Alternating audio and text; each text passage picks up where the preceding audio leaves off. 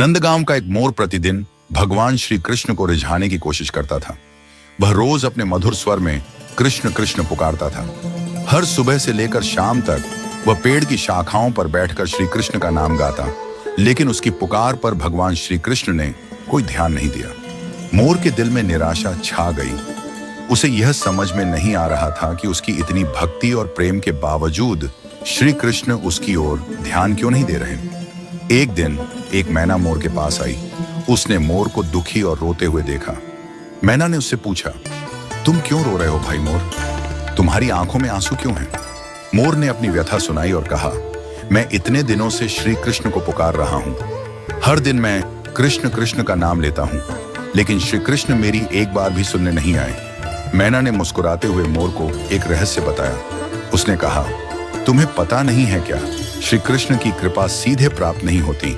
अगर तुम सच में उनकी कृपा पाना चाहते हो तो पहले उनकी प्रिय राधा रानी की शरण में जाओ। राधा रानी की कृपा के बिना श्री कृष्ण तक पहुंचना बहुत कठिन है।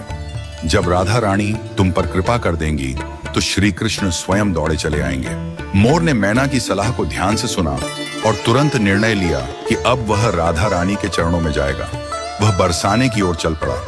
बरसाना, जहां राधा रानी का निवास स्थान है, वहां पहुंचकर मोर ने राधे राधे का नाम लेना शुरू किया। अब वह कृष्ण कृष्ण के बजाय राधे राधे का मधुर उच्चारण करने लगा। उसकी आवाज में अब पहले से अधिक प्रेम और समर्पण था। राधा रानी ने मोर की पुकार सुनी और उसकी भक्ति से प्रसन्न हो गईं।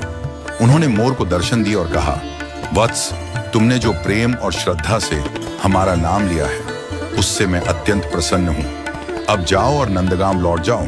देखना, श्री कृष्ण स्वयं तुम्हारे पास दौड़े आएंगे। मोर को राधा रानी की कृपा का आशीर्वाद मिल गया था। उसका हृदय आनंद और भक्ति से भर गया। वह खुशी खुशी नंदगांव लौट आया और वहां जाकर पुनः गाना शुरू किया। लेकिन इस बार वह राधे राधे का जाप कर रहा था।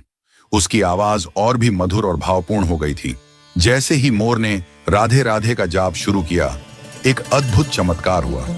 भगवान श्री कृष्ण, जो अब तक उसकी कृष्ण कृष्ण की पुकार पर नहीं आए थे, इस बार तुरंत दौड़े चले आए। वह खुशी खुशी मोर के पास पहुंचे और उसे अपनी गोद में उठा लिया।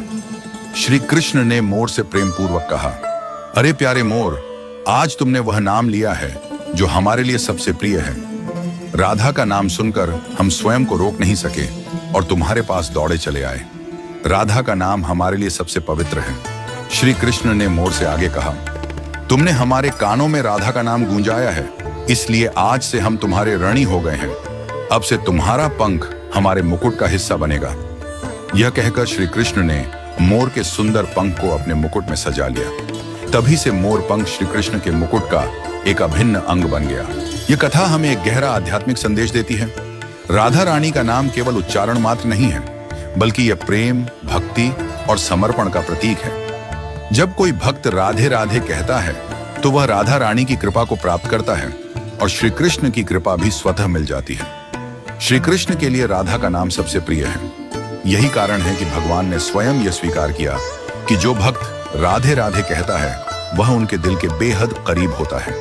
आज भी जब कोई व्यक्ति वृंदावन या बरसाने में जाता है तो वहां का हर गली कूचा राधे राधे की गूंज से भरा होता है। वृंदावन के भक्त कहते हैं, जो वृंदावन धाम में रहता है और राधे राधे का नाम लेता है, उसे श्री कृष्ण की कृपा अवश्य प्राप्त होती है।